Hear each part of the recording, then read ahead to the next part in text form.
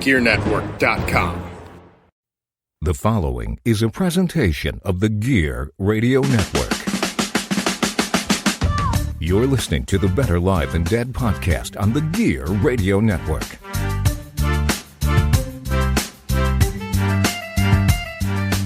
And with that, we welcome you to the Better Live Than Dead podcast, powered by BetterLiveThanDead.com and the Gear Radio Network. This is episode 151. 151. I like it. 151. How you feeling, Ryan? I'm doing well, man. How you doing? Living life, bro.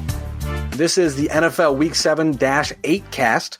I am Ryan Wolfe at Wolfe BLTD. Joining me on the IndyCar Media Hotline, as you may have guessed, Mr. Perez himself at MRLG Perez on Twitter. And before we get too busy, last week was our bye week, essentially, because we didn't get a podcast out. Things happen, whatever it may be. So I went back in the past, in the future past, future past, recorded a little clip to kind of bring you up to speed in case you use the Better Live Than Dead podcast as something that you do to keep yourself current on sports, which I would hope you would do. We got your back. So without further ado, here's your Week 7 recap. Thanks, guys. Looking here at the Week 7 rewind, the big storylines that brought Week 7 to the forefront. First off, we start with the biggest news of the week. Kansas City defeating Denver 30-6, and no, that was not the biggest news. Future Hall of Famer Patrick Mahomes was the big story of the game. He dislocated his right kneecap on a quarterback sneak during the game. He's expected to miss about 3 weeks, but did practice within the last week, and he is said to potentially return Week 10 against the Tennessee Titans. So they will roll forward with Matt Moore until Patrick Mahomes returns. Buffalo defeats Miami 31-21. Buffalo avoids embarrassment in that one, outscoring Miami 22-7 in the fourth quarter. A beautiful onside kick return for touchdown by Micah Hyde is the exclamation point in that game. Buffalo moved to 5-1 with the victory. Miami 2-0-6. Minnesota defeated Detroit 42-30. Kirk Cousins, I'll tell you what, it's credit where credit is due this week. 24 of 34 for 337 yards and 4 touchdowns. After being called out by his offense, Minnesota moves to 5-2 with their Week 7 victory. Adam Thielen sat the game out with a hamstring injury, but only expected to miss, he sat out Thursday Night Football, I apologize, with a hamstring injury, but only expected to miss 1 week. Green Bay, Week 7 defeats Oakland 42-24. Aaron Rodgers, a beautiful 25-31, 429 yards and 5 touchdowns. Heading into Week 8, Green Bay moves to 6-1 on the season. New Orleans defeats the Chicago Bears 36-26. Teddy Bridgewater, 23 of 38, 281 yards and 2 touchdowns. Bridgewater moves to 5-0 as a starter this season. Baltimore defeats Seattle 30-16. Lamar Jackson only 9 of 20 passing for 143 yards, but 14 carries for 116 yards and a touchdown. Seattle just could not match what Baltimore's defense was bringing in that game. Baltimore Ravens looking for real, that's for sure. Also, Dallas defeats Philadelphia 31-10. Ezekiel Elliott 22 rushes for 111 yards and a touchdown. He also had 6 receptions for 36 yards. Looking real good down there in Big D. But the big story of the game, kicker Brett Maher, a 63-yard field goal. Not only was it the second longest in NFL history, but Maher becomes the first player in NFL history to kick 3 60-plus yard field goals. Maher kicked a 62-yarder against the Eagles last season at AT&T Stadium and a 62-yarder in Week 6 against the New York Jets at MetLife, and obviously the aforementioned 63-yard field goal at AT&T Stadium in Week 7. Also, some quick other news. Atlanta quarterback Matt Ryan not practicing following an ankle injury versus the Rams. Matt Schaub started Week 8 against Seattle. Also over in Detroit, for Pro Football Hall of Fame or Pro Football HOF on Twitter. Quarterback Matt Stafford is the first player in NFL history to throw for 40,000 yards in under 150 games. He hit the mark Sunday in his 147th game. Also, 2 records we're paying attention to. San Francisco moved to 6-0 after their ugly 9-0 or 9-0 victory versus Washington, and New England moved to 7-0 after a 33-0 win versus the New York Jets. And with that, we send it back to you guys in the studio. So now, with that being said, Lewis, we're up to date. We've got everything figured out. We know what we're going to talk about this week. We're going to talk about Week 8 in the NFL. That's it. Week 7 was crazy. Week 8 was crazier. And we've got a whole lot of sports to talk about today. Actually, to be quite frank with you, normally our podcast is only about 2.5 pages long. Today, 5 pages long. So without really any hesitation, Lewis, let's just dive right in. How's that sound? Let's do it, man. Let's get in there. All right. So first off, the first of the three big things, which this week, Lewis, the three big things are brought to you by Fortune Photography. Check out their brand new website over at fortunephoto.com for all your photography needs. Now, first of the three big things this week, other sports actually do exist in our world, Lewis. First off, with the bye week last week, we missed that the Chicago Cubs named ex-Cubs catcher too, David Ross as their new manager. Also, the Philadelphia Phillies announced the hiring of Joe Girardi as their next manager. As you may remember, he was 988 and 794 in his career with Miami, then Florida, and the New York Yankees. He also won the World Series in 2009. Also, in the world of golf, big news. Tiger Woods wins his 82nd PGA Tour event, the Zozo Championship in Japan, ties Sam Snead for first all-time in PGA Tour history with that 82nd victory. Also in the MLS, Seattle Sounders, they defeated LAFC 3-1. This is big because Seattle heads their third MLS Cup in 4 seasons, but it's an upset victory, Lewis, for Seattle after LAFC not only won the Supporters' Shield, not only set the MLS record for most points in a season with 72, but they also scored the most goals in a season with 85. Now, Seattle will face the winner of Atlanta United and Toronto FC on November 10th for the MLS Cup. We'll talk about that soon. But, Lewis, the big news of the day, it is October 30th. It is Game 7 of the World Series tonight.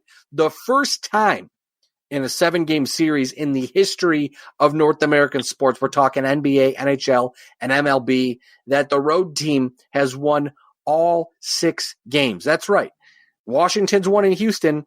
Houston's won in Washington. So, I mean, if the status quo remains the same, we could be looking at Washington winning tonight. But before I get your thoughts, Lewis, the matchup tonight, not only is it Houston versus Washington, but for the first time in Game 7 history of the World Series, we have former Cy Young Award winner versus former Cy Young Award winner. That's right, Max Scherzer for the Nationals versus Zach Greinke for the Astros.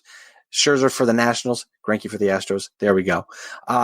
Lewis, you got to hit me with your thoughts, man. We haven't talked much about the World Series, but it has been electric. It's been a really fun World Series. I mean, first of all, it's completely banana crackers that no home team has won in their home stadium. Like, that's crazy, and who would have thought something like that would have taken place? If, like you said, if this trend keeps up, then tonight, Nationals will be crowned World Series champions in Houston. And I'm intrigued by this matchup, mostly because Scherzer does not seem to be healthy. Well, he did say a couple days ago he woke up. He had a press conference where he was I believe he was supposed to start Game 5 or Game 6, one of the two. But he was unable to get out of, I believe it was Game 5. He wasn't unable to get out of bed. Apparently, it looks like he had pinched a nerve or something, was irritated, and it was causing him a great deal of discomfort and pain. But he rehabbed it. He got a couple shots, worked it out, and he seems to be doing much better now. We'll obviously see once he gets the adrenaline flowing on the mound on that Game 7 mound. We'll see how it works out for him. But it's not a bad problem to have when you have Max Scherzer on the bump for your team in a Game 7 when all hands on deck. Even Steven Strasburg, who started last night, Dave Martinez said, everybody on that 25-man roster is available for the game tonight. It's the final game of the year. You got to lay it on the line like we saw last year in the World Series with the Red Sox. Chris Sale, bad shoulder and all, was out there closing the game. I mean, you'll see, you may see some crazy stuff tonight, but that's the beauty of a Game 7 in the World Series. You know what? And let's just Strasburg last night pitched one hell of a game. Well, first he gave up those 2 runs, and then he settled down and pitched one hell of a game. He looked incredible last night.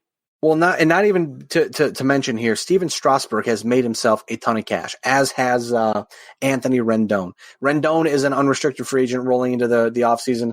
Strasburg can opt out of his contract, which there's a lot of people believing he will probably do that. So he's made himself a ton of cash. Now, you get a guy like Justin Verlander, nothing against Justin Verlander, but Verlander has, I believe, he's 0-5 or 0-6 in World Series starts in his career at this point, where Strasburg comes out, and Strasburg has been dominant the entire postseason. So you'll see Strasburg probably opt out of that deal and get a nice big fat contract, either an extension, if you will, from Washington, or someone else will pay a ton of cash for Steven Strasburg. But either way, Game 7, tighten them seatbelts down. It's going to be one hell of a ride. Oh yeah, I mean, absolutely. I'm looking forward to tonight's game. It's going to be great. I mean, no matter who wins, and obviously I made it clear I do not want the Astros to win. Even though I like the team, I still don't want them to win. I'd like to see the Nationals win for a couple of reasons. One, I believe it'd be their first World Series championship. Yep. First ever. I mean, they should have won. We talked about this. They should have won in 1994 when they were the Expos, but unfortunately, that didn't happen. No. And 2, I would like to see that guy that left for a lot of money, who was like, we're going to get them to the World Series, be super pissed off that he's not there to win a World Series. I mean, I think that would be a great story. I do too. I mean, granted, $330 million kind of mitigates the pain a little bit. Absolutely, but it's not going to completely mitigate that pain. You know, Harper's I don't disagree. I mean, winning changes everything, but again, it's I guess it is what it is, right? The money's nice, but winning is nice as well. I guess it just depends on what you value at this point. Right. Absolutely. Now moving over to our second of 3 big things, the meat of the sandwich this week, our Week 8 rewind. There's a lot going on here. A handful of big games, a lot of big stats to talk about too. So we'll go game by game here, Lewis, like we always do, and give our thoughts, whether it be briefly or not briefly. It's our podcast. We do what we want. First off, right. The Seattle Seahawks defeat the Atlanta Falcons 27-20. Now, this is big because Seattle 4-0 on the road to begin the season for the first time since 1980. Also, Russell Wilson, at Pro Football Reference on Twitter, they are at PFREF. He's the 3rd quarterback since 1950 to start his season with 17-plus touchdowns and 1 or no interceptions. Now, the other 2 guys who have done this have both had an interception, like Russell Wilson, but also players with no interceptions have never done this, which is why it's 1 or no interceptions. But the other 2 to do it, 2018, Drew Brees did it. He had 18 touchdowns, 1 interception. And Roman Gabriel, back in 1969, had 17 touchdowns and 1 interception. Lewis, Russell Wilson, definitely one of the top MVP candidates through 8 weeks in the NFL season. Oh, no, absolutely. He looks phenomenal right now. You know, the team, to me, defensively is not as good as they used to be, but he's put the team on his back. He's looked awesome. He looks healthy. He looks a little more mobile than he used to before. I've enjoyed watching him. I think it's great. It'll be interesting to see how far this Seattle team could go. I absolutely agree. I mean, they've got the defense down, the offense. They seem like they figured it out. And if Russell Wilson continues to play at the level he's been playing at through 8 games, I think they'll be absolutely fine in a very tough NFC West. No, I agree. First of all, second of all, or also, good for Roman Gabriel, whoever the heck he is. Yeah, he played football way before I was born, so I don't really know. No disrespect, Roman Gabriel, but no disrespect. That's 17 TDs to start the season, and 1 interception. That's impressive. Absolutely. No matter what era of football it is. Hey, speaking of impressive MVP and speaking of impressive and MVP candidates, or just impressive MVP candidates, we move over to Houston now. They defeat Oakland 27-24. The most impressive thing about this game, Lewis, I would presume by now you've caught the highlight. Deshaun Watson kicked in the face, eludes a sack, resets, adjusts his helmet, one eye closed, throws the go-ahead touchdown. His 3-touchdown game on Sunday pushes him to second all-time in Texans history. He has 61 career passing touchdowns. He passes David Carr, who had 59 career touchdowns for Houston. Not all news was good news for Houston, though, on Sunday. J.J. Watt suffered a torn pectoral muscle, has already undergone surgery, will miss the remainder of the season. But a cool little stat out of the game, DeAndre Hopkins, per NFL Research, at 27 years and 143 days old, DeAndre Hopkins is the 3rd youngest player to reach 8,000 career receiving yards in NFL history. Only Hall of Famer Randy Moss at 26 years and 297 days, and Larry Fitzgerald at 27 years and 110 days were younger. So DeAndre Hopkins is good. Deshaun Watson, most valuable player potentially, and J.J. Watt, injured again, unfortunately. His season ends with that pectoral muscle injury. But Houston's still looking really good. Houston's still looking really dangerous. And again, Deshaun Watson, if allowed to be protected and can stay healthy because he's being protected, he looks incredible, and that team is hard to beat. Oh, yeah, no, absolutely. You know, I said it a couple of weeks ago, exactly. If they could protect him, then he's going to be a phenomenal talent.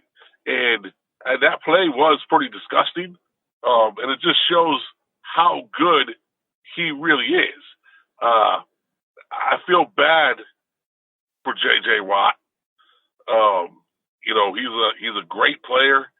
Seems like off the field, he's a great guy. But he can't stay healthy. You know, it almost makes you wonder when he might shut it down, just because he can't stay on the field. And as you know, if we go over to DeAndre Hopkins now, you're in rare company when you're talking about players like Randy Moss and Larry Fitzgerald. That's great company to be in. Absolutely. And if he can stay healthy, he has a chance to, you know, possibly break some records.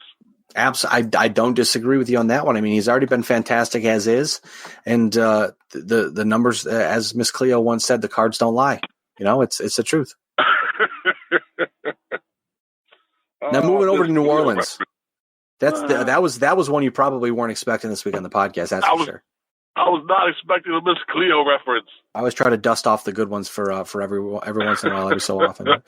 Moving over to New Orleans, they easily handle Arizona 31-9, but that was the secondary story. The main story of the game, Drew Brees, in his first game since suffering a thumb injury, week 2 against the Los Angeles Rams. I don't know why I got so lit up there for that sentence right there, but he was 34 of 43, 373 passing yards, 3 touchdowns, 1 interception. Drew Brees seems like he's back. He gets the bye week to recover from any bumps and bruises he may have incurred that game. His thumb also gets a week to get stronger. And again, New Orleans is really good. And now with a healthy Drew Brees, and if something happens to Drew Brees, a very, very good Teddy Bridgewater, who they were saying today, Lewis, could potentially be looking upwards of $20 to $30 million a year just based off that 5-game span with the Saints. I mean, all is well for New Orleans right now, and they are looking like a top team in the NFC. Everything is rolling for them. I mean, I know Kamara's hurt, but even with Kamara hurt, they've got Latavius Murray, who was great last game against the Cardinals. So things are looking up for the Saints heading into their bye week, and really with the second half of the season rolling up, they are going to be a very difficult team to dispatch the second half of the season heading into the playoffs. No, absolutely. That report about 20 to 30 mil a year for Bridgewater, is that as a backup to Drew Brees? That would be a starter, but as a backup, I'm not. Obviously, okay. It would have to be a lot cheaper, but it would be one of the situations where does he say, "I'll take another year cheap"? If you kind of a, hey, I'll take a 1-year deal, but you promise to pay me, big money next year. When Brees retires, if Brees decides to retire, who knows what'll happen? So that's another thing to keep an eye on. So it's a very interesting situation for sure in New Orleans. Yeah, I was going to say that's some really good money to be a backup QB. And you know what? There are teams who could use a QB of Teddy Bridgewater's talents and capabilities. So I can absolutely see a team throwing him that type of money. But, if Drew Brees does decide to retire in a season or two, do you want to leave a gig that you'll have? And you could be the man there for quite some time. And that's the one thing too, is that looks attractive, is that it's New Orleans. It's not the Giants. You're not going to sit behind Eli Manning and go, okay, well, I get to be the quarterback when he leaves. It's right. You got a good team, you got a good thing going, a good coach, good coordinators. Seems like a good GM. They built a great thing there. Now, Teddy Bridgewater isn't Drew Brees, but we've seen in that offense, we can now say we've seen in that offense in an NFL game, in 5 of them to be exact, he's been able to handle it, and he played really well. He absolutely did. But, to say he's not Drew Brees, Drew Brees. Not many people are. Exactly. Now, moving over to Indianapolis really quick, we'll mention, because Adam Vinatieri, his in-season redemption continues. Denver loses to Indianapolis 15-13. Vinatieri, a go-ahead 51-yard field goal with 22 seconds remaining. Good on him. Indianapolis remains ever so present in the wild card race, as well as the NFC, what would be the NFC South? Or AFC South, I apologize. AFC South. Moving over to San Francisco now. A very important game happened, a very big game happened on Sunday for the San Francisco 49ers against the Carolina Panthers. They win 51-13. Now, Lewis, that may sound weird to you, and I can tell you why. Scoregami, my friend. The 1,052nd unique final score in NFL history, 51-13. First time it's ever happened on Sunday. Again, the 49ers over the Panthers. Now, we'll talk about Christian McCaffrey first, because we always have to talk about Christian McCaffrey. Per Pro Football Reference, again, they are at PFREF on Twitter. The 10th game with 150-plus yards from scrimmage for Christian McCaffrey. The only other players this decade to have this 10-plus times in their first 40 games, Arian Foster and Ezekiel Elliott, both very good in their own right. Speaking of running backs, though, Tevin Coleman, running back for the 49ers. He's the first 49ers player to have 100-plus rushing yards and 4-plus touchdowns in a game since Billy Kilmer did it back in 1961. Also, the stats keep on rolling here, Lewis. San Francisco 7-0, the 51 points scored on Sunday, the most scored by the team in a game since Week 16 in the 1993 season. And the last one, I promise, the last stat I have about the 49ers today for you. Per Football Perspective at FB Chase on Twitter, the 49ers have scored 207 points on the season, only allowed 77 points against. They are now the 5th team in NFL history to go 7-0 and score 200-plus points and allow less than 80 points through 7 games, joining the 2019 Patriots, the 2006 Bears, and the 2 most dominant teams in history, the 62 Packers and the 42 Bears. Lewis, I'm going to ask you right now, put you on the spot. Are the 49ers for real, or are they just window dressing at this point? I got to be honest with you. They're for real. They are looking incredible. I know at the beginning of the season I chose Minnesota to come out of the NFC to go to the Super Bowl. We may have to look at these 49ers. I don't disagree. I think at this point right now, without any more, really with 7 games in the season, you got to think that the NFC goes through Santa Clara. Oh, yeah. At this point, possibly. And to think that Tevin Coleman is the first 49ers player since 1961 to have 100 rushing yards and 4 TDs in a game, since 1961, that's crazy. We know how good some of the 49er teams have been. Yeah, absolutely. I think that, this is the first time since Billy Kilmer. That's an incredible stat right there. Well, I'll tell you what, the one thing about the 49ers this season is that they've been able to use their running game as much as they want to, because they've kind of used Jimmy Garoppolo, who's now, I believe, 15-2 in his first 17 starts, or 14-2. I have to double check that one, but either way, it's very close. He's been very good Very, very good, very lucky, if you will. I've always said this. I think Jimmy Garoppolo is the perfect guy for Kyle Shanahan's offense, and they've been able to use him when they need him. He's been a very good game manager. He's getting paid a ton of cash to do what he does. But hey, what's the one thing they keep doing, Lewis? Winning. They keep winning, and winning solves everything. It doesn't matter if you're getting paid $10 million or $100 million. If you win, who gives a damn? And they're winning, and they're winning at an undefeated clip right now. I mean, there's only one other team, which we're going to talk about in a second, that's undefeated. So they are arguably the second best or the best team in the league right now. Things are working out for them in San Francisco. Hard to complain. And their defense is obviously stellar. I mean, they've only one of the best in the league. 77 points. That's silly. And speaking of that, when you look at silly, we talk about the New England Patriots. We have to, because they are also putting up, as they were mentioned in that last stat, they're putting up silly numbers as well.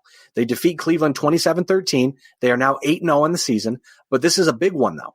It's the 300th career victory, including regular season and postseason, for Bill Belichick. Only Don Shula with 347 wins and George Halas with 324 wins have more. Now, Lewis, here's your crazy Patriots stat of the day. Per @TrainIsland on Twitter, the Patriots have played 480 minutes of football this season. They have trailed in 2 minutes and 17 seconds of those 480 minutes. That is crazy. Now, granted, the competition they have faced may not be the greatest, but they have been winning the games they're supposed to win and doing it in a relatively dominant fashion. Yeah, I mean, they played Cleveland on Sunday. Look and speaking of Cleveland, and sorry to cut you off, Lewis, but I just got to get this out. I've been waiting to tell you this all week, to talk to you about this. It's just abhorrent dipshittery, I guess is the best way to put it. I thought Freddie Kitchens was a good hire at the start of the season. It was a nice shot to take. It's clear he doesn't know what he's doing at this point in time. I mean, they've had one of the toughest schedules in the league, and now they have one of the easiest schedules on the way out, so they may be able to turn it around a little. But during the game, hear me out on this one. 4th and 11 from their own 14, they line up to punt. There's a false start penalty. So now it's 4th and 16 from their own 19. They now call their offense back on the field and go for it. Now, the Browns sideline, as per Chris Mason at BY Chris Mason, or by Chris Mason on Twitter. Duh, I should have no English language here. Hello. He says the Browns sideline told CBS that Freddie Kitchens purposefully took the false start penalty because he wanted to go for it, but didn't want to use a timeout. What kind of sense does that make? Zero. He has no idea what he's doing.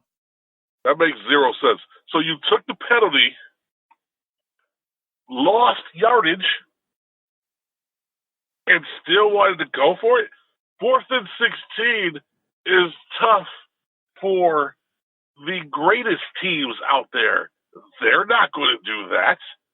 So, the go for it that's pretty bad. So, yeah. I mean, it's just at the end of the day, they just don't – it doesn't seem like they have a lot of continuity on the offense. The running game has been good. Odell Beckham Jr. has been a nice addition, but I don't think that Odell Beckham has been what a lot of people thought he would have been. I mean, let me look right now. I'm going to look his stats up real quick.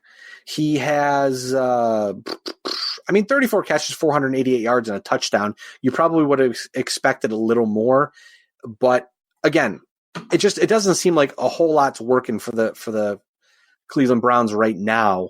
I mean, he's been getting a ton of targets. It looks like he's been targeted 61 times, 34 catches. I mean, he's around his averages. His receptions per game is down. Yards per game down. Catch percentage is down. Yards per target is around his career average. So again, I don't know if they're not targeting him a ton or whatever it may be. I'm obviously not a Browns fan, so I don't know a whole lot here.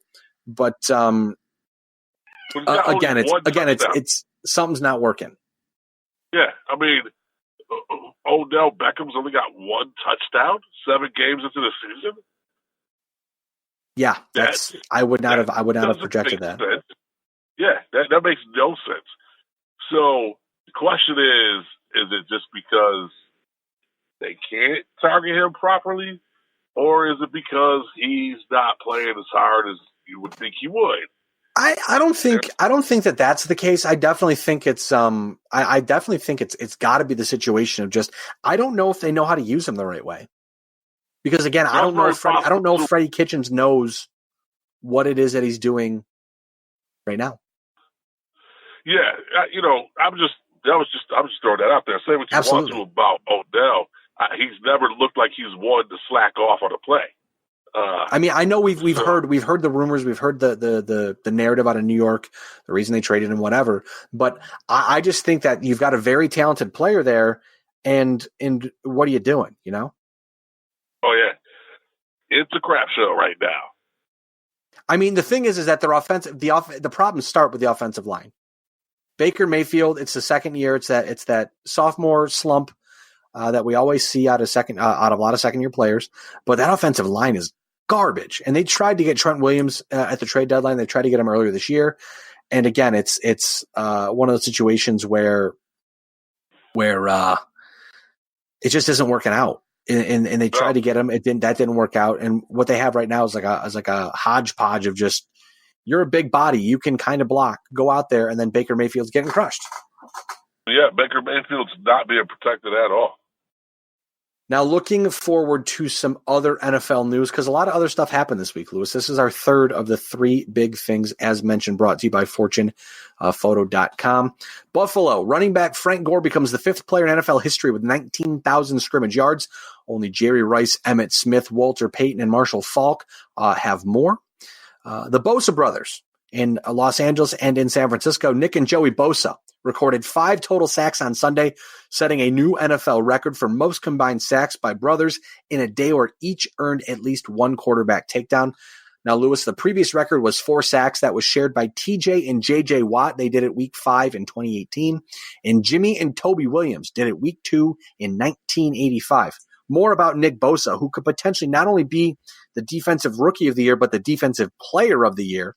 He's the second youngest player to record at least 3 sacks in a single game since 1982. Bosa, at 22 years and 4 days old at the time, is second to only Vernon Maxwell, who accomplished the same feat in 1983 at 21 years and 321 days old. Nick Bosa's 7 sacks in 7 games is tied for the second most by a player in the first 7 games of his career. Only ex-Chicago Bears Mark Anderson earned more with 7.5 sacks in those 7 games. So Nick Bosa has been great for the 49ers. You mentioned their defense is fantastic, but drafting him has been a jackpot for that 49ers defense. It almost seems like he was the missing piece to the puzzle, and he pushed that defense over the edge. Oh, yeah, no, absolutely. I saw some of the highlights of him, this week, and he looks phenomenal. I mean, he's just a beast right now. He looks great. The Bosa brothers, I mean, they're both great players. Good for them. That's an awesome. Absolutely, it's they are. Especially when it puts you in company with JJ and TJ Watt. TJ Watt had a great game this week too. He looked great. Granted, the Steelers played Miami, but he's out there just crushing people also. Absolutely. I'm looking at some news here that's breaking. So I'll get to this in just a moment. I'm going to kind of run through here. There's one stat I want to show, and then we're going to talk about some trades and some firings. So we'll get some thoughts at the end of this. So I'm just going to kind of go rapid fire here real quick. First off, with the Rams' victory on Sunday, offensive tackle Andrew Whitworth, now mind you, the Rams beat the Bengals.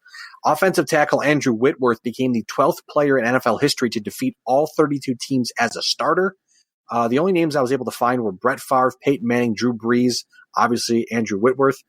Joe Montana and Fran Tarkenton are kind of in that club. They defeated all 28 teams when the league only had 28 teams, so I guess they count for sure. Now, talking about some trades here, the Arizona Cardinals acquired running back Kenyon Drake from Miami for a 2026 round pick that has conditions, could turn it into a 5th round pick. Arizona without running backs Chase Edmonds, a hamstring injury, and David Johnson, an ankle, for at least Thursday night's game against San Francisco. Drake has 47 rushes for 147 yards this season. The New York Giants acquired defensive end Leonard Williams from the New York Jets for a 2020 third-round pick and a 2021 fifth-round pick. If Williams signs a contract extension before the start of the next league year, the fifth-round pick becomes a fourth-round pick. News out of Denver, Joe Flacco out for week 9 and could, quote, miss significant time, reportedly 5 to 6 weeks with a herniated disc in his neck. Brandon Allen, 2016 sixth-round pick from Jacksonville, never taken a snap in an NFL regular season game, will be the starter until further notice. The Chargers fire offensive coordinator Ken Wisenhunt. Cincinnati benches quarterback Andy Dalton in favor of Ryan Finley for week 9. Finley, as you may remember, a 2019 fourth-round pick of Cincinnati. He played his last 3 seasons of college at NC State. Go Wolfpack. And Miami acquires cornerback Aqib Talib and a fifth-round pick from the Los Angeles Rams for a future pick. The move clears up $4.2 million approximately in cap space for the Rams to take a shot at re-signing Jalen Ramsey. Talib currently on the injured reserve and an unrestricted free agent this offseason. It is quite possible he never plays a snap for the Miami Dolphins. Also, we have news out of Washington. Multiple Washington football players certainly sounded like Dwayne Haskins will be making his first start on Sunday. Could be an indication of what they saw in practice today, but they're preparing as if it is happening against the Buffalo Bills. That is from Craig Hoffman, at Craig Hoffman on Twitter. Also out of Washington tackle Trent Williams failed his physical Wednesday, casting more doubts on his immediate playing future. Williams, who ended his holdout Tuesday, did not pass his physical because there was discomfort when he put his helmet on. He underwent surgery this offseason to remove a growth on his head. Also, Lewis, one more thing for you here. John Scott out of Buffalo, at John Scott TV. Pretty historic running back matchup on Sunday when the Bills host Washington. Frank Gore, 4th all-time, will face Adrian Peterson, 6th all-time in rushing yards. It is the first time current top 10 running backs have faced off since Jerome Bettis faced Curtis Martin on December 12th, 2004. How's that for you for the News Minute here on a podcast? That was a lot of news to get through. I'll tell you what, it's been building up the entire week, and I threw it back to my 89.1 the point days way back when, and I made that happen sports update style. You did an awesome job. I just want to put that out there. I appreciate that. Now, looking ahead, Lewis, looking ahead to the playoffs and to week 9 as we wrap up the podcast here today. First off, the AFC, 1 through 6, New England, Indianapolis, Baltimore, Kansas City, Buffalo, and Houston. Looking good in the AFC. In the NFC, lots of talent, lots of talented football teams. San Francisco, New Orleans, Green Bay, Dallas, Seattle, and Minnesota. Like a murderer's row in the NFC right now of all good football teams playing great football right now. If that keeps it up, this postseason will be incredible for both the AFC and the NFC. I just need to point out a couple of things real quick. One, go for it. If you look at the NFC, KC's no longer there. That's a interesting development. And if you look at the AFC, I just want to say real quick, I'm going to shout out John, Mr. JC, the owner of Gear Radio Network, because last week when Dallas stopped the Buffalo Bills, he put a post on Facebook. You mean when the Eagles stopped? I'm sorry, not the Buffalo Bills, the Eagles. When they stopped the Eagles, he put out a post on Facebook saying that the Buffalo Bills were going to beat the Eagles by 90 points, and to screenshot that. So I did. Then, of course, Buffalo lost to the Eagles. So, I had to tag him on Facebook. It was like, what are you talking about? That posted the age real well. Hey, don't you talk about my dad like that.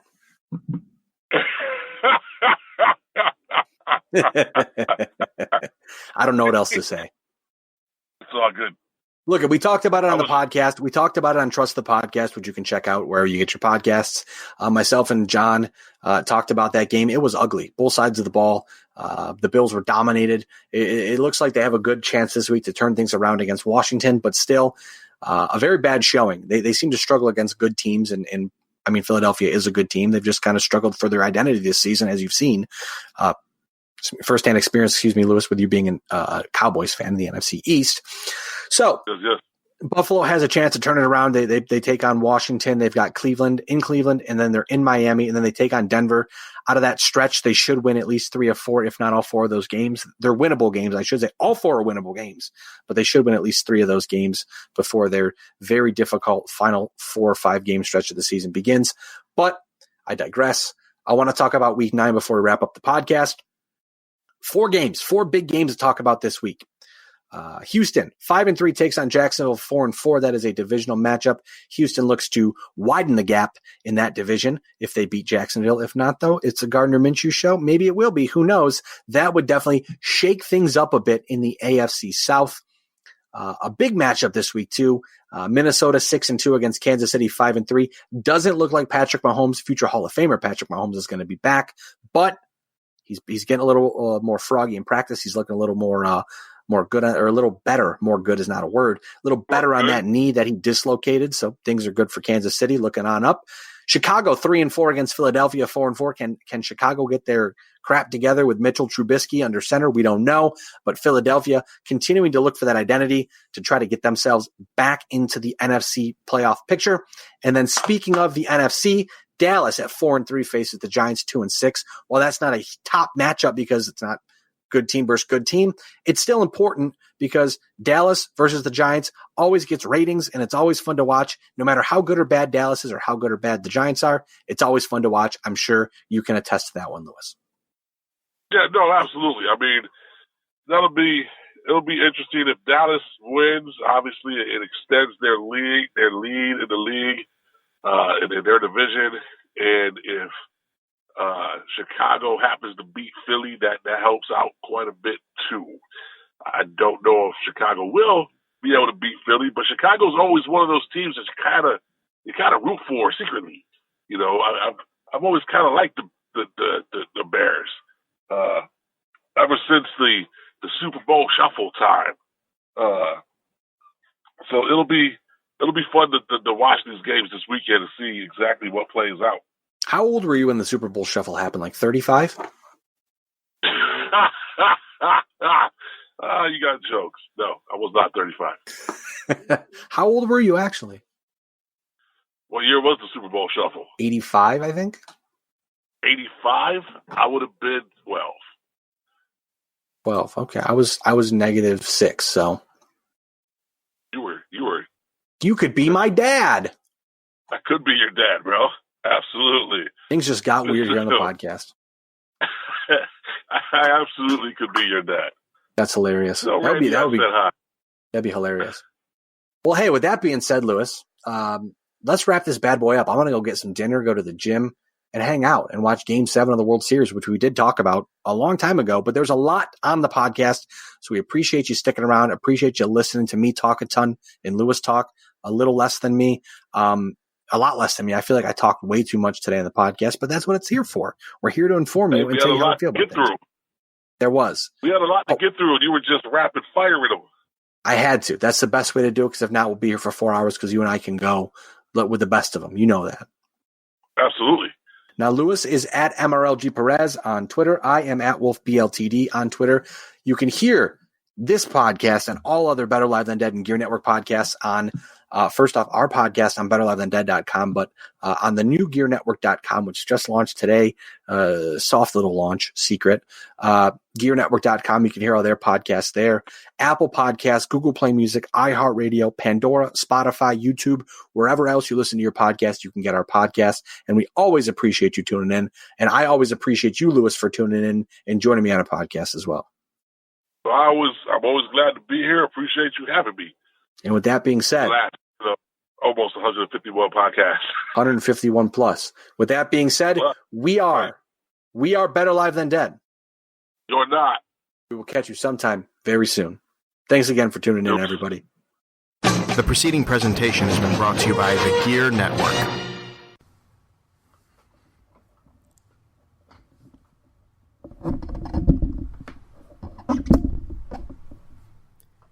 Hi, ladies and gentlemen. Do you like sports, interactive polls, friendly banter from two guys that probably shouldn't even be on the microphone doing this stuff anyways.